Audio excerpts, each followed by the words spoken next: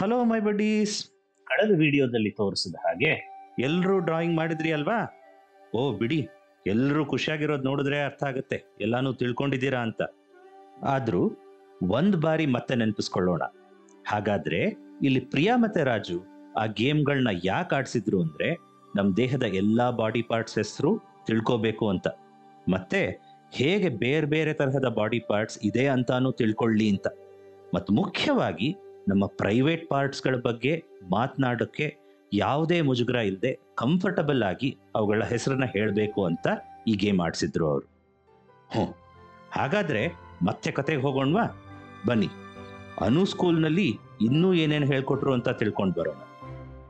ಇನ್ನು ಏನೇನೆಲ್ಲ ಹೇಳ್ಕೊಟ್ರು? ಇನ್ನೂ ಏನೇನೋ ಹೇಳ್ಕೊಟ್ಟಿದ್ದಾರೆ ಗೊತ್ತಾ? ಸರಿ ಮಕ್ಕಳೇ, ನಾವು ಇಷ್ಟೊತ್ತು ನಮ್ಮ ಬಾಡಿ ಪಾರ್ಟ್ಸ್ ನಮಗೆ ಎಷ್ಟು ಯೂಸ್ಫುಲ್ ಅಂತ ತಿಳ್ಕೊಂಡ್ವಿ. ಈಗ ನಮ್ಮ ಬಾಡಿ ಪಾರ್ಟ್ಸ್ನ ನಾವು ಹೇಗೆಲ್ಲ ಕಾಪಾಡ್ಕೋಬೇಕು ಅನ್ನೋದ್ರ ಬಗ್ಗೆ ತಿಳ್ಕೊಳ್ಳೋಣ. ಈಗ ಸ್ಕ್ರೀನ್ ಮೇಲೆ ಕೆಲವೊಂದು ಪಿಕ್ಚರ್ಸ್ ಬರುತ್ತೆ, ನೀವು ಅದ್ರ ಬಗ್ಗೆ ಹೇಳಬೇಕು. ಊಟ ಮಾಡಿಲ್ಲ ಅಂದ್ರೆ ಸುಸ್ತಾಗುತ್ತೆ. ನಮಗೆ ಹುಷಾರಿಲ್ಲದೆ ಇರುವಾಗ ನಾವು ಟ್ಯಾಬ್ಲೆಟ್ಸ್ ತಗೊಂಡ್ರೆ ನಾವು ಬೇಗ ಹುಷಾರಾಗುತ್ತೀವಿ. ನಾವು ಮಳೆಯಲ್ಲೆಂದ್ರೆ ನೆಗಡಿ ಕೆಮ್ಮು ಬರುತ್ತೆ, ಅದಕ್ಕೆ ಅವರು ಕೊಡೆ ಹಿಡ್ಕೊಂಡಿದ್ದಾರೆ. ಸ್ನಾನ ಮಾಡಿಲ್ಲ ಅಂದ್ರೆ ಬಾಡಿ ಸ್ಮೆಲ್ ಬರುತ್ತೆ. ವಾಶ್ರೂಮಿಂದ ಬಂದ್ಮೇಲೆ ಹ್ಯಾಂಡ್ ವಾಶ್ ಮಾಡಬೇಕು.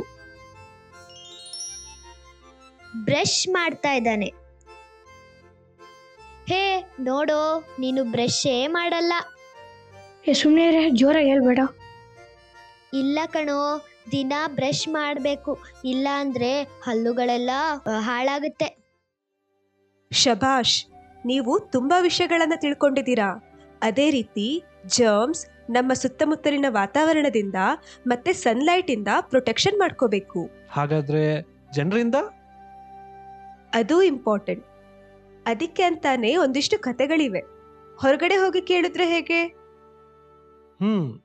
Good idea. ಸರಿ, ಹೊರಗಡೆ ಹೋಗೋಣ ಮಕ್ಕಳ. ಆಮೇಲೆ ಏನ್ ಮಾಡಿದ್ರು? ಏನ್ ಕತೆ ಹೇಳಿದ್ರು? ಅದನ್ನ ನಾನು ಸಂಜೆ ಹೇಳ್ತೀನಿ. ಇವಾಗ ಸ್ಕೂಲಿಗೆ ಹೋಗೋಣವಾ? ಸರಿ. ಓ ಓ ಓ ಬಡೀಸ್, ನೀವೆಲ್ಲರೂ ಆ ಮಕ್ಕಳ ಜೊತೆ ಆನ್ಸರ್ ಮಾಡಿದ್ರಿ ಅಲ್ವಾ? ಹಾಗಾದ್ರೆ ಈ ಆಕ್ಟಿವಿಟಿನ ಮಾಡಿಸಿದ್ದು ನಾವು ಹೇಗೆ ಮತ್ತು ಯಾಕೆ ನಮ್ಮೆಲ್ಲ ಬಾಡಿ ಪಾರ್ಟ್ಸ್ಗಳನ್ನ ಪ್ರೊಟೆಕ್ಟ್ ಮಾಡ್ಕೋಬೇಕು ಅಂತ ತಿಳ್ಕೊಳ್ಳೋಕೆ. ಬನ್ನಿ, ಅನು ಮತ್ತೆ ದೀಪು ಶಾಲೆ ಮುಗಿಸಿ ಮನೆಗೆ ಬಂದಿದ್ದಾರೆ, ಅಲ್ಲಿ ಏನೇನ್ ಮಾಡ್ತಾರೆ ಅಂತ ನೋಡ್ಕೊಂಡ್ ಬರೋಣ.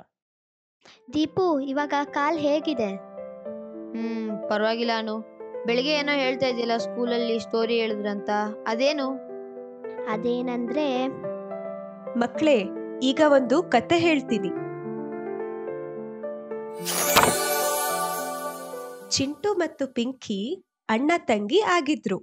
ಅವರು ತಮ್ಮ ಅಪ್ಪ ಅಮ್ಮನ ಜೊತೆ ಸೇಬಿನ ತೋಟದ ಬಳಿ ಒಂದು ಮನೆ ಮಾಡ್ಕೊಂಡು ಇರ್ತಾ ಇದ್ರು. ಪಿಂಕಿ ಮತ್ತು ಚಿಂಟು ಅವ್ರದೇ ಆದ ಹವ್ಯಾಸಗಳನ್ನ ಹೊಂದಿದ್ರು. ಚಿಂಟು ವಿಮಾನವನ್ನ ಮಾಡಿ ಹಾರಿಸಲು ಇಷ್ಟಪಡ್ತಾ ಇದ್ದ. ಪಿಂಕಿ ಗೊಂಬೆಗಳ ಜೊತೆ ಆಡ್ಲಿಕ್ಕೆ ಇಷ್ಟಪಡ್ತಾ ಇದ್ಲು. ಇದನ್ನ ಬಿಟ್ಟು ಪಿಂಕಿ ಮತ್ತು ಚಿಂಟು ತಾನು ಹುಡುಗ ಮತ್ತು ಹುಡುಗಿ ಎಂಬ ಯಾವುದೇ ಭೇದ ಭಾವ ಇಲ್ಲದೆ ಅನೇಕ ವಿಷಯಗಳನ್ನ ಒಟ್ಟಿಗೆ ಎಂಜಾಯ್ ಮಾಡ್ತಾ ಇದ್ರು. ಉದಾಹರಣೆಗೆ ಸೈಕಲ್ ಓಡಿಸೋದು, ಫುಟ್ಬಾಲ್ ಆಡೋದು, ಗಾರ್ಡನ್ಗೆ ಹೋಗೋದು ಇತ್ಯಾದಿ. ಆದ್ರೆ ಇವ್ರ ನಡುವೆ ಕೆಲವು ವ್ಯತ್ಯಾಸವಿತ್ತು. ಚಿಂಟು ಗೊತ್ತಿಲ್ಲದೆ ಇರೋರ ಬಗ್ಗೆ ಸ್ವಲ್ಪ ಕೇರ್ಫುಲ್ ಆಗಿ ಇರ್ತಾ ಇದ್ದ. ಆದ್ರೆ ಪಿಂಕಿ ಸ್ವಲ್ಪನೂ ಹೆದರ್ತಾ ಇರಲಿಲ್ಲ. ಅವಳು ತುಂಬಾ ಫ್ರೆಂಡ್ಲಿ ಆಗಿದ್ಲು. ದಾರಿಯಲ್ಲಿ ಬರುವಾಗ ತನ್ನ ಎದುರುಗಡೆ ಸಿಗೋ ಪ್ರತಿಯೊಬ್ಬರಿಗೂ ಜೋರಾಗಿ ಹಲೋ ಅಂತ ಹೇಳ್ತಾ ಇದ್ಲು. ಅಪರಿಚಿತರೊಂದಿಗೆ ಆತ್ಮೀಯತೆ ಮತ್ತು ಬೇಗ ಹೊಂದಿಕೊಳ್ಳುವ ಪಿಂಕಿಯ ನಡವಳಿಕೆ ಬಗ್ಗೆ ಚಿಂಟುಗೆ ಸ್ವಲ್ಪ ಟೆನ್ಷನ್ ಆಗ್ತಾ ಇತ್ತು. ಆಕೆ ಎಲ್ಲರೊಂದಿಗೆ ಮಾತನಾಡ್ತಾ ಇದ್ಲು. ಹೀಗಿರುವಾಗ ಚಿಂಟು ಹೇಳ್ತಾನೆ, ಪಿಂಕಿ, ನೀನದನ್ನ ನಿಲ್ಲಿಸ್ಬೇಕು. ಪಿಂಕಿ ಹೇಳ್ತಾಳೆ, ಏನನ್ನು? ಚಿಂಟು ಹೇಳ್ತಾನೆ, ಗೊತ್ತಿಲ್ಲದೆ ಇರೋರ ಹತ್ರ ಮಾತಾಡೋದು ಒಳ್ಳೇದಲ್ಲ ಪಿಂಕಿ. ಅದಕ್ಕೆ ಪಿಂಕಿ ಹೇಳ್ತಾಳೆ, ಯಾಕೆ? ಆಗ ಚಿಂಟು ಹೇಳ್ತಾನೆ, ಪಿಂಕಿ, ಅಪರಿಚಿತರೊಂದಿಗೆ ಸಲುಗೆಯಿಂದ ಇರೋದ್ರಿಂದ ಏನಾದರೂ ತಪ್ಪಾಗಬಹುದು. ಅದನ್ನ ಅಪ್ಪ ಅಮ್ಮ ಹತ್ರನೇ ಕೇಳು ಬಾ ಅಂತ ಹೇಳಿ ಅಪ್ಪನ ಹತ್ರ ಕರ್ಕೊಂಡು ಹೋಗ್ತಾನೆ. ಕರ್ಕೊಂಡು ಹೋಗಿ ಚಿಂಟು ನಡೆದ ವಿಷಯ ಬಗ್ಗೆ ವಿವರಿಸ್ತಾನೆ.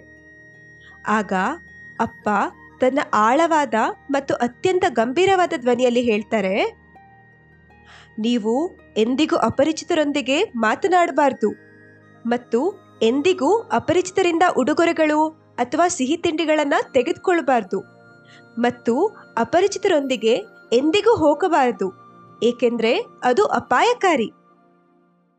ಆಗ ಪಿಂಕಿ ಹೇಳ್ತಾಳೆ, ಅದರಲ್ಲಿ ಏನು ಅಪಾಯಕಾರಿ, ಏನಾಗಬಹುದು?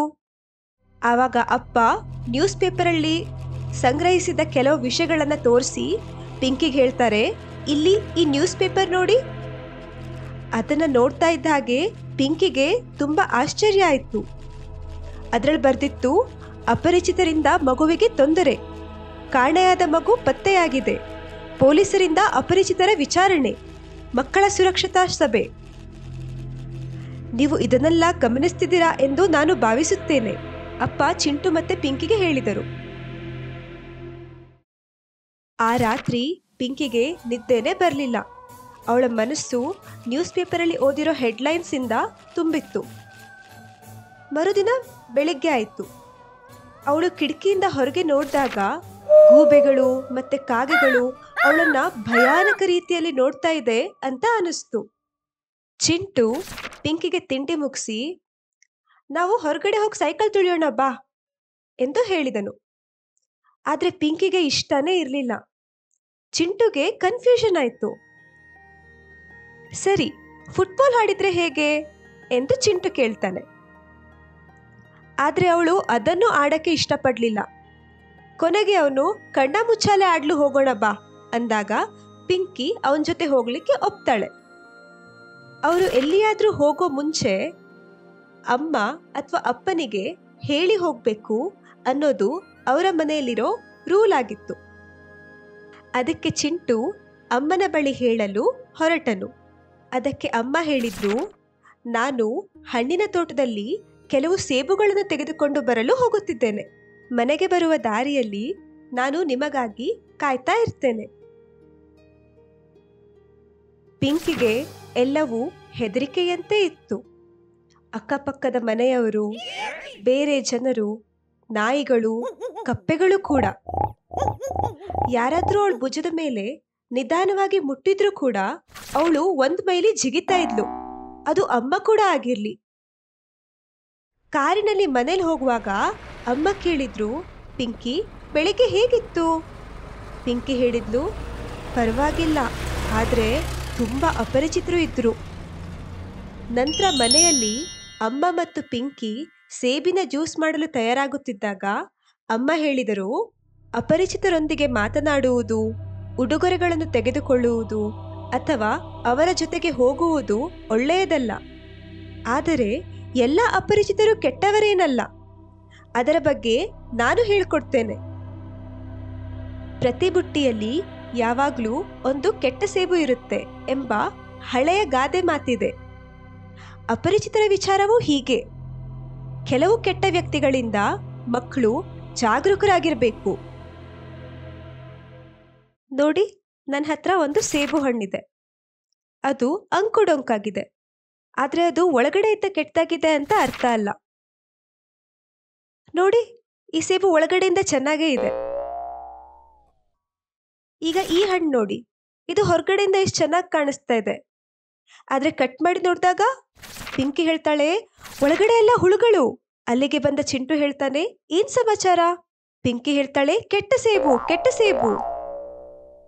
ಅಮ್ಮ ಹೇಳಿದ್ರು, ನೋಡಿ, ಅದೇ ನಾನು ಹೇಳ್ತಾ ಇರೋದು. ಹೊರಗೆ ಚೆನ್ನಾಗಿ ಕಂಡ್ರು ಒಳಗಿನಿಂದ ಕೆಟ್ಟದ್ದು. ಅದೇ ರೀತಿ ಮನುಷ್ಯರು ಕೂಡ. ಕೆಲವರು ಹೊರನೋಟಕ್ಕೆ ತುಂಬಾ ಚೆನ್ನಾಗಿ ಕಾಣೋದಿಲ್ಲ, ಆದ್ರೆ ನಿಜವಾಗಿ ಒಳ್ಳೆಯವರಾಗಿರ್ಬೋದು.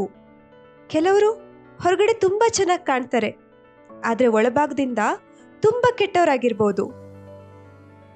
ಅಂದ್ರೆ ಸೇಬಿನಂತೆನೆ ಜನರು ಹೊರಭಾಗವನ್ನು ನೋಡೋ ಮೂಲಕ ಒಳಗಡೆ ಹೇಗಿರ್ತಾರೆ ಅಂತ ಹೇಳೋದು ಕಷ್ಟ.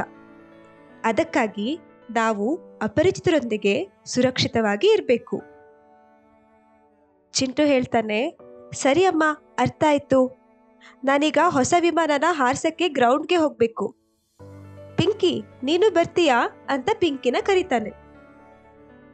ಆಗ ಭಯದಿಂದ ಹೊರಬಂದ ಪಿಂಕಿ ಹಳೆ ಪಿಂಕಿಯಂತೆ ಮೈದಾನಕ್ಕೆ ಚಿಂಟುವಿನೊಂದಿಗೆ ಹೊರಡ್ತಾಳೆ. ಚಿಂಟು ಮತ್ತೆ ಪಿಂಕಿ ಆಟವನ್ನ ಮುಗಿಸಿ ಮನೆಗೆ ಬರ್ತಾ ಇರ್ಬೇಕಿದ್ರೆ ಯಾರೋ ಒಬ್ಬ ದೊಡ್ಡ ಸುಂದರವಾದ ಕಿತ್ತಿಳೆ ಮತ್ತು ಹಸಿರು ಬಣ್ಣದ ವಿಮಾನದೊಂದಿಗೆ ಮೈದಾನಕ್ಕೆ ಬರ್ತಾರೆ. ಅದನ್ನ ನೋಡಿದ ಚಿಂಟು ಅಪರಿಚಿತ ವ್ಯಕ್ತಿಯ ಬಳಿಗೆ ಓಡಿ ಹೋಗಿ ಅವರೊಂದಿಗೆ ಮಾತನಾಡಲು ಪ್ರಾರಂಭಿಸುತ್ತಾನೆ. ಅವರ ವಿಮಾನವು ದೊಡ್ಡದಾಗಿತ್ತು ಮತ್ತು ಸುಂದರವಾಗಿತ್ತು. ಹಾಗಾಗಿ ಅವನಿಗೆ ಅವರು ಅಪರಿಚಿತರು, ಆದ್ರೂ ಪರವಾಗಿಲ್ಲ ಅಂತ ಅನಿಸ್ತು. ಇದನ್ನು ನೋಡಿದ ಪಿಂಕಿ ಅವನ ತೋಳುಗಳನ್ನು ಹಿಡಿದು ನೀನು ಅವರೊಂದಿಗೆ ಹೋಗ್ಬೇಡ ಎಂದು ಹೇಳಿ ಅವನನ್ನು ಎಳೆದುಕೊಂಡು ಮನೆಗೆ ಬರ್ತಾಳೆ. ಮನೆಗೆ ಬಂದು ಚಿಂಟು ಅಪರಿಚಿತರೊಂದಿಗೆ ಮಾತನಾಡಿದ ಎಂದು ಜೋರಾಗಿ ಹೇಳ್ತಾಳೆ. ಅದಕ್ಕೆ ಚಿಂಟು ಹೇಳ್ತಾನೆ, ಆದ್ರೆ ಅದು ದೊಡ್ಡ ಕಿತ್ತಳೆ ಮತ್ತು ಹಸಿರು ಬಣ್ಣದ ರಿಮೋಟ್ ನಿಯಂತ್ರಣ ವಿಮಾನವಾಗಿತ್ತು. ಪೂರ್ತಿ ಘಟನೆಯ ಬಗ್ಗೆ ವಿಚಾರಿಸಿದ ಅಪ್ಪ ಅದು ಪರವಾಗಿಲ್ಲ ಎಂದು ಹೇಳಿದ್ರು. ನಾವು ಅಪರಿಚಿತರ ಬಗ್ಗೆ ಸುರಕ್ಷಿತ ನಿಯಮವನ್ನು ಪಾಲಿಸುತ್ತಿದ್ದೇವೆ ಎಂಬುದು ಮುಖ್ಯ. ಚಿಂಟು ಪಿಂಕಿಯ ಕಡೆ ಕಣ್ಣು ಹಾಯಿಸುತ್ತಾ ಹೇಳಿದ, ನಮ್ಮಲ್ಲಿ ಚಾಡಿ ಹೇಳುವ ಬಗ್ಗೆಯೂ ನಿಯಮಗಳಿವೆ. ಚಾಡಿ ಮಾತು ಹೇಳಲಿಲ್ಲ. ಚಾಡಿ ಹೇಳುವುದು ಕೆಟ್ಟದಕ್ಕಾಗಿ. ಆದರೆ ಇಲ್ಲಿ ಪಿಂಕಿ ನಿನ್ನನ್ನು ಪ್ರೀತಿಸುತ್ತಾಳೆ ಮತ್ತು ಅವಳು ನಿನ್ನ ಸುರಕ್ಷತೆ ಬಗ್ಗೆ ಚಿಂತಿಸುತ್ತಿದ್ದಾಳೆ.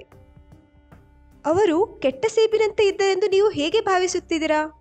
ಚಿಂಟು ಕೇಳಿದ. ಅದು ಸರಿ, ಹೆಚ್ಚಿನ ಜನರು ಸ್ನೇಹಪರರು ಮತ್ತು ಒಳ್ಳೆಯವರು ಮತ್ತು ಅವರು ನಮ್ಮನ್ನು ನೋಯಿಸುವುದಿಲ್ಲ. ಆದರೆ ನೀವು ಜಾಗೃತರಾಗಿರಬೇಕು ಎಂದು ಸೇಬುಗಳ ಬಗ್ಗೆ ಮಾತನಾಡುತ್ತಾ ಅಮ್ಮ ಹೇಳಿದರು.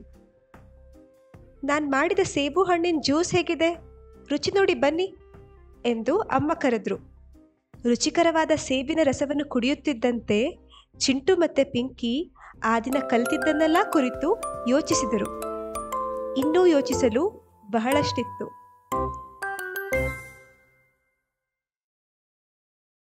ಮಕ್ಕಳೇ, ಕತೆ ಹೇಗಿತ್ತು? ಚೆನ್ನಾಗಿತ್ತು ಅಕ್ಕ. ಹಾಗಾದ್ರೆ ಈ ಕತೆಗೆ ಸಂಬಂಧಪಟ್ಟ ಒಂದಿಷ್ಟು ಪಿಕ್ಚರ್ಸ್ಗಳನ್ನ ತೋರಿಸ್ತೀವಿ, ಅದ್ರ ಬಗ್ಗೆ ಹೇಳ್ತೀರಾ? ಓಕೆ ಅಕ್ಕ. ಇದರಲ್ಲಿ ಅಪ್ಪ, ಅಮ್ಮ ಮತ್ತು ಚಿಂಟು, ಪಿಂಕಿ ಇದ್ದಾರೆ. ಅವರ ಮನೆ ಆಪಲ್ ತೋಟದ ಹತ್ತಿರ ಇತ್ತು.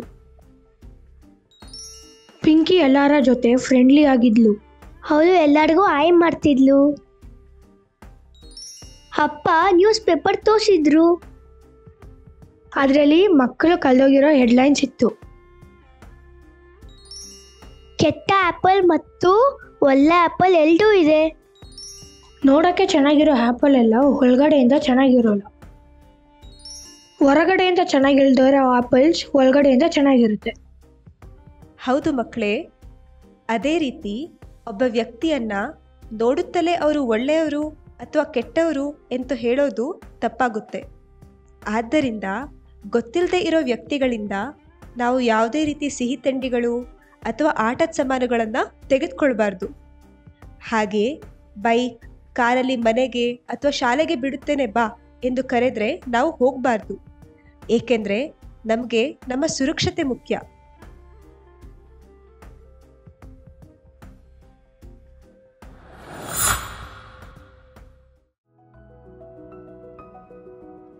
ಈ ಕಾರ್ಯಕ್ರಮವು ಬೆಂಗಳೂರು ನಗರ ಪೊಲೀಸ್ ಇಲಾಖೆಯ ಸೇಫ್ ಸಿಟಿ ಯೋಜನೆಯ ಭಾಗವಾಗಿ ರೂಪುಗೊಂಡಿದೆ. ಇದನ್ನು ಸಾರ್ವಜನಿಕ ಶಿಕ್ಷಣ ಇಲಾಖೆಯ ಸಹಯೋಗದೊಂದಿಗೆ ಮಕ್ಕಳು ಮತ್ತು ಹದಿಹರೆಯದವರ ಮನೋವೈದ್ಯಶಾಸ್ತ್ರ ವಿಭಾಗ, ನಿಮ್ಹಾನ್ಸ್ ಇವರಿಂದ ಅನುಷ್ಠಾನಗೊಳಿಸಲಾಗುತ್ತಿದೆ.